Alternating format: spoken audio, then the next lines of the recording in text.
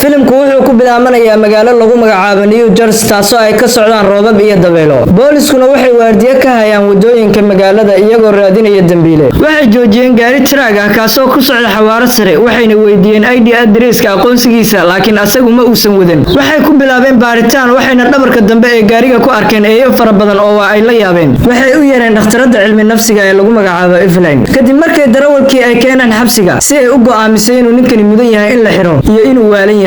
waxay u soo gashay qolkiisa gaarka ah ee xabsiga. Waxay aragtay darawalka oo ku fadhiyo kursiga curyaanka. Dhaawac cusubna uu kaga yaalo dhabarka. Kadib markuu soo fiiriyay Evelyn, waxay ogaatay inuu yahay qof lab ah oo isku ekeysiyay dhadig oo magaciisu yahay Dhow. Waxa uuna u sheegayaa eeyaha ku jira gaariga inay yihiin caruurtiisa. Evelyn waxay ka codsatay inuu aga sheekeeyo taariikhdiisa oo dhan. Dhow ayaa sheekadiisa ku bilaabay inuu ka soo jeedo qoys diimeed oo reer baadiye ah. Aabihiis Megna wuxuu ahaa nin koriya eeyaha si ay ugu dagaalamaan. Waxa uuna eeyaha gaajo ku dili jiray dhowr maalmood ka hor dagaalka si ay ugu dagaalamaan si adag. Mike sidoo kale wuxuu sabab la'aan ku qaraaci jiray xaaskiisa iyo wiilkiisa Dhow, gaar ahaan haddii ay isku dayaan inay quudiyaan eeyaha. Si kastaba ha ahaatee wuxuu jeclaa wiilkiisa weyn Ridge sababtoo ah wuxuu ahaa dhaxal sugaha aabihiis. Eeyaha waxay ahaayeen kuwa dagaalama laakiin waxay aad u jeclaayeen Dhow kaasoo markasta ag joogi jiray isagoo u salaaxaya dhabarka. Mararka qaarna si dhuumaaleysi ah u quudin jiray. Nasiib darro maalin maalmaha ka mid ah waxaa arkay Ridge. Waxa uuna u sheegay Mike xilliga qadada. Intaa kadib Dhow wuxuu qirtay inuu eeyaha ka jecel yahay qoyskiisa. Markaas Mike oo xanaaqsan ayaa banaanka u soo jiiday isagoo ku soo tuuray xerada eeyaha. Eeyuhu isla markiiba way u soo dhawaadeen. Waxaana halkaa ka cad in Dhow eeyuhu ay aad u jecel yihiin. Tan iyo markaas Dhow wuxuu noloshiisa ku qaatay xerada eeyaha xitaa inta lagu jiro qaboobaha. Waxa uuna cuni jiray cunto kasta oo aabihiis soo tuuro. Maalin maalmaha ka mid ah hooyadiis ayaa u imaanaysa. Waxayna u keenaysaa xoogaa cunto ah. Waxayna u sheegaysaa inuu ka qarsado aabihiis iyo walaalkiis. Waxay kaloo u sheegaysaa inay bixi doonto goordhow maadaama ay leedahay uur. Si ilmaheeda yar ee u dhalan raba ay u siiso nolol wanaagsan.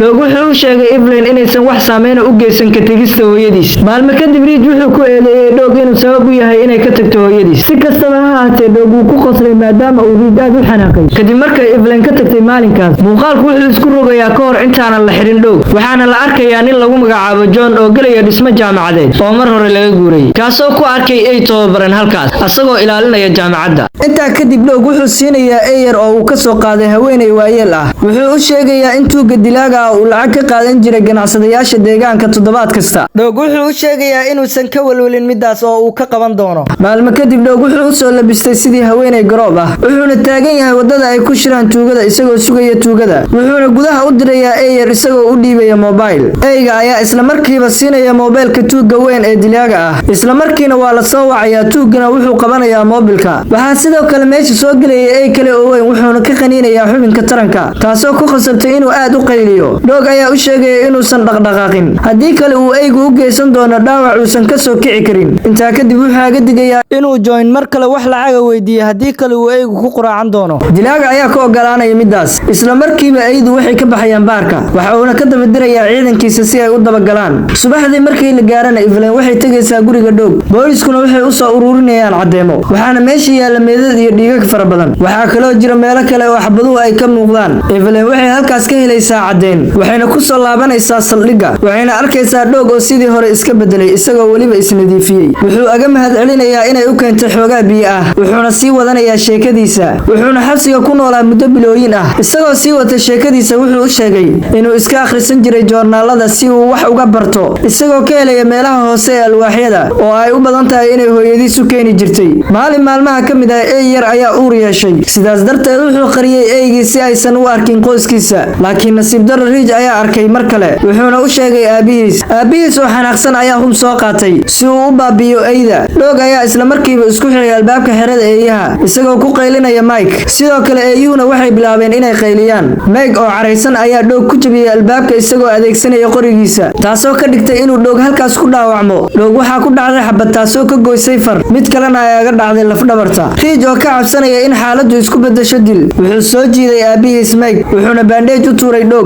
oo aanan awoodin inuu si fiican u socdo ayaa bandage-ka ku duubay gacantiisa. Wuxuuna qayb ka mid ah dhiiggiisa ku haleeyay joornaal. Wuxuuna afka u geliyay eeygiisa isagoo ku amray inuu booliiska u geeyo joornaalka. Wuxuuna ka baxayaa duleel aad u yar. Wuuna ordayaa ilaa uu ka helay gaari booliis. Wuxuuna dul fuulayaa gaariga booliiska. Booliiskuna waxay dareemeen inay dhibaato jirto. Si dhaqso ahna waxaa guriga ku wareegaystay koox booliis ah. Waxayna gudaha u soo galeen yimaadeen guriga iyagoo halkaas ku arkay Dhoog oo meesha yaala oo weliba dhiig baxaya halka Reed uu ku dhagan yahay aabihiis Meg isagoo cabsanaya si kastaba ha ahaatee ambulance ayaa si degdeg ah u qaaday Dhoog laakiin dhakhtarku kama saarin xabadihii taasina waa mid sababtay inuu socon waayo Dhoog hadda wuxuu u sharxayaa inuu wax yar socon karo markuu isticmaalayo sariirta lugaha leh isagoo awoodo inuu sameeyo waxyaabaha yaryar sida inuu sariirta fuulo isaga kaligiis sidoo kale wuu istaagi karaa laakiin ma sii taagnaan karo dhakhtarku kama saarin rasaasta wuxuuna u sheegay inuusan haynin qalab aad u fiican oo aga saari kara xabadaha tanina waxay ka dhigi kartaa inuu si buuxda u naafoobo waxaa sidoo kale khatar ku ah inuu istaago Mike oo la soo xiray ayaa waxaa lagu xukumay 20 sano laakiin 2 isbuuc oo uu ku jiray xabsiga ayuu isku dhex dilay halka Reedna lagu xukumay 10 sano waxaana laga sii daayay xabsiga kadib markuu ku xirnaa muddo 8 sano ah kadib markii la arkay wanaagiisa maalintii la sii daynayay dhowr ayaa banaanka ku sugaysay waxayna bilaabeen inay raacaan markii uu Reed magaalada dhex marayay eeyaha ayaa ku soo badanaya ilaa uu markii dambe isku dayay inuu isaga cararo laakiin eeyaha ayaa si dib yar halka ugu dilaya markii laga soo daayay isbitaalka Dhoog waxaa loo soo diray xarunta agoonta mana uusan samaysan wax saaxiib ah caruurta kalena waxay mar waliba ku ciyaari jireen banaanka sidaa darteed isagoo ku fadhiya kursigiisa curyaanka wuxuu gali jiray maktabada isagoo mar walba akhrin jiray buugaagta qofka kaliya ee uu saaxiibka ka dhigtay waxay ahayd Salma waxayna ahayd jaceylkii ugu horeysay uguna dambeysay ee Dhoog waxayna ahayd gabar firfircoon taasoo ku xanaaneyn jirtay hoyga agoonta waxayna aad u jeclayd suugaanta tan iyo markii ay maqashay inuu Dhoog jecel yahay wax akhriska waxay sidoo kale akhrin jirtay dhammaan buugaagta ay jeceshahay oo dhan waxay ku qancin jirtay inuu sameeyo ciyaaro iska fudud oo loogu talagalay caruurta kale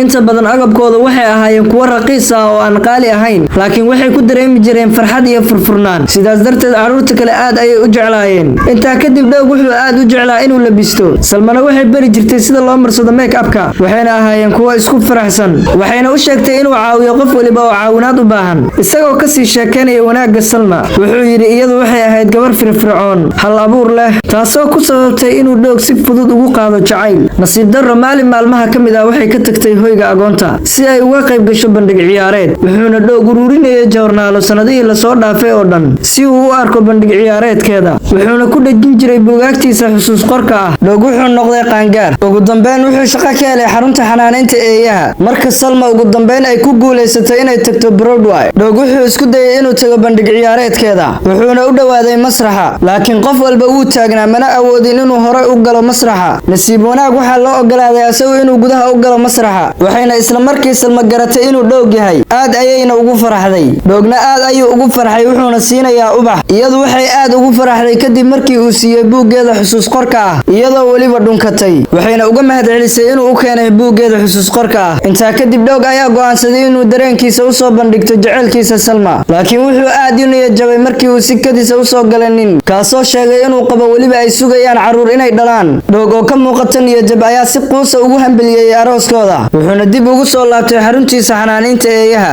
isagoo istaagay xarunta dhexdeeda waxa uuna ku qaylinayaa magaca Salmo isagoo ay ka muuqato niyad jab aad u daran ilaa uu dhulka ku dhacay ay kamid ah eeyaha ayaa maareeyay inuu xayndaabka ka soo gudbo taasoo keentay in eeyuhu dhammaan ku soo ururaan waxa ayna tusayaan naxariis si uu u qalbi qaboobo kadib Dhoog wuxuu iska xiray timihii isagoo ku xasuusanaya maalinkan uu waayay jaceylkiisa Salma muddo kadib 2 nin oo ka tirsan dawladda ayaa u imaanaya waliba iyagoo u sheegay inay xirayaan xaruntiisa xanaanada eeyaha iyagoo ku marmarsiyoonaya maadaama uu bixin waayo canshuurta laakiin Dhoog ayaa u sheegay in canshuurta laga daayay tan iyo markii uu soo guuray halkan ugu dambeyn 2 nin waxay qirteen oo u sheegeen inay dhulka doonayaan inay iibiyaan sidaa darteed loo baahan yahay inuu ka guuro inta aan axadda la gaarin si kastaba ha ahaatee dawladdu waxay arkeen xarunta oo cidla maalintii Isniinta ahayd taasina waxay ahayd Dhoog markuu u guuray dhismaha jaamacadda qadiimiga ah kadib markuu muddo degnaaday Dhoog wuxuu bilaabay inuu shaqo raadiyo laakiin meel kasta waa laga diidayaa maadaama uu yahay curyaan ku socda gawaarida curyaanada galab galbaha kamid ah Dhoog wuxuu aaday baar laga naadinayo nin ka shaqeeya wuxuuna ku yimid waqtigiisa saxda ah si uu u soo bandhigo oo u soo muujiyo khibradiisa masrax ciyaareedka madadaalada dadkuna waxay aad ugu farxeen dharkiisa iyo qaabka uu soo labistay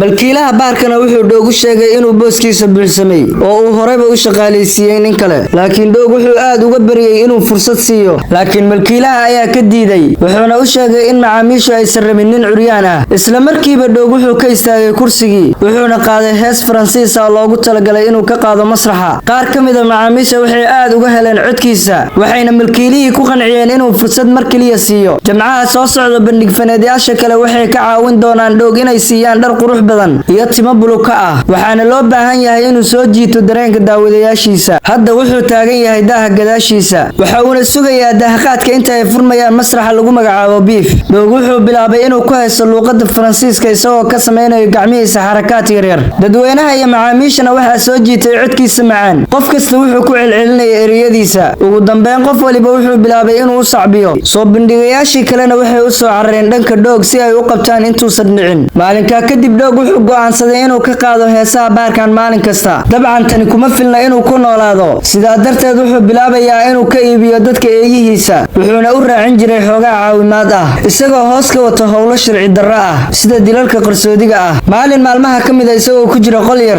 eeyaha ka mid ah wuxuu u keenayaa wax uu doonayay. Intaa kadib Dhoog wuxuu ogaaday inuu eeyihiisa u adeegsan karo xatooyada. Eeyihiisa eeyga ugu yar wuxuu si qarsoodi ah u geli jiray guryaha ay degan yihiin dadka taajiriinta ah, isagoo ka gelaya daaqadaha iyo duleelada yaryar ilaa ay eeyuhu soo wada galaan guriga. Waxayna si wadajir u qaadi jireen dahab kasta oo ay awoodaan inay qaadaan, taasoo aan looga shakin karin inay qaataan. Arrintaasi waxay muddo si fiican u socotaba. Maalin maalmaha ka mid ah haweeney taajirad ah ayaa ninkeeda wuxuu ka shakinayaa inay khiyaanayso. Kadib markuu waayay dahab fara badan, wuxuuna xirxiray dhammaan duleelada guriga iyo dhammaan daaqadaha isagoo ka shakisan eeyaha. Si kastaba ha ahaatee, haweeneyda waxay la wadaagtay muuqaalada kaamiradu ay duubtay. Markuu ninkii bilaabay inuu daawado muuqaalada, wuxuu arkay eeyo fara badan oo afka ku qaadaya waxyaabo. Wuxuuna aad ula yaabay inuu arkay eeyo aad u yaryar kuwaasoo aanan marna laga shakin karin iyo sida ay u yaqaanaan xatooyada. Wuxuu sidoo kale arkay Dhoog oo ku sugaya bannaanka isagoo iska dhigaya ilaaliyaha boosteejada. Intaa kadib ninku wuxuu helayaa ciwaanka Dhoog, wuxuuna ugu dambeyntii ogaanayaa inuu ka shaqeeyo baarka Jimco kasta. Wuxuuna booqanayaa bandhig ciyaareedkiisa baarka. Kadib markuu bandhigu dhammaado, wuxuu si toos ah u soo aadayaa qolka gaarka ah ee Dhoog isagoo iska dhigaya mid ka mid ah taageerayaashiisa. Wuxuuna ka codsanayaa inay isku raacaan casho, laakiin Dhoog wuu ka diidayaa maadaama uu rabo inuu gurigiisa aado si uu u quudiyo eeyihiisa. Markuu Dhoog aado gurigiisa, ninkuna wuxuu u dabaraacayaa si qarsoodi ah. Markuu gudaha u galo dhismaha qadiimka ah ee jaamacadda, ninku wuxuu ka soo dabagelayaa isagoo wata bistoolad. Eeyuhu waxay bilaabayaan inay qayliyaan si uusan u soo gudbin. Wuxuuna Dhoog isla markiiba ku amrayaa inay ka hortagaan. Si lama filaana ninkii waxaa ka soo horbaxaya eeyihii ugu weynaa eeyaha. Intaa kadib ninku wuxuu isku dayayaa inuu toogto eeyga, laakiin wuxuu si toos u soo aadayaa qolka Dhoog. Dhoog oo aanan ka waalin wuxuu si toos ugu tilmaamayaa meesha uu ku jiro dahabka. Markuu helo sanduuqa uu ku jiro dahabka, ninku wuxuu si aad ah u sii fiirinayaa sanduuqa si uu u ogaado inuu dahabku dhammaystiran yahay. Dhoog oo midaasi fursad u arkayo mashquulka uu ninkani mashquulay, wuxuu ku amrayaa inay dilaan eeyihiisa. Dhoog ayaa u sheegay Evelyn inay khalad ahayd inuu caawiyo Martha. Dilaaga iyo kooxdiisu waxay imaadeen guriga Dhoog isaga oo uu hogaaminayo Martha, waxayna aad u qaraaceen Martha si ay u xaqiijiyaan inay meesha ay joogaan ay tahay meesha uu ku nool yahay Dhoog. Waxayna halkaas ku dilayaan John. Dhawaaqa rasaasta ayaa ka dhigtay inuu John ogaado in loo yimid, wuxuuna amar ku siiyay eeyadiisa inay isku diyaariyaan dagaal. Wuxuuna Dhoog bilaabay inuu ku cararo luuq yar oo sir ah, halka dilaaga uu isku dayay inuu jabiyo albaabka birta ah ee uu ilaalinayo eeyga ugu fiicnaa eeyada. Taasina waxay fursad u noqonaysaa Dhoog isagoo ku cararaya luuq yar oo ciriiri ah. Isla markiiba mid ka mid ah kooxda tuugada wuxuu arkayaa eey maraya luuq yar oo qarsoodi ah. Wuxuu bilaabayaa inuu ka dabagalo, laakiin eey kale ayaa halkaas ku dilaya. Intaa kadib kooxdu way kala qaybsamayaan oo mid waliba wuxuu raacayaa eey. Mid ka mid ah gaangiistarada wuxuu soo raacayaa eey, waxa uuna u dilayaa si xeeladaysan isagoo ku dilaya eeygu koronto. Halka mid kale oo dabagalay eey wuxuu u raacayaa qolka labiska. Markuu isku dayay inuu dilo eeyga, Dhoog ayaa darbiga gadaashiisa ka tooganaya. Nin kalena wuxuu gelayaa qol khaldan, wuxuuna arkayaa inay eey badan joogto, halkaas ayaana lagu dilayaa. Halka nin kale oo ceyrsanaya eey yar uu ku dhexdhacayo god. Marka uu isku dayo saaxiibkiis inuu caawiyo si uu u soo bixiyo, eey kale ayaa maareynaya inuu isagana ku rido. Isla markiiba waxaa soo baxaya Dhoog, waxa uuna tooganayaa labadoodii. Nin kale oo ka mid ah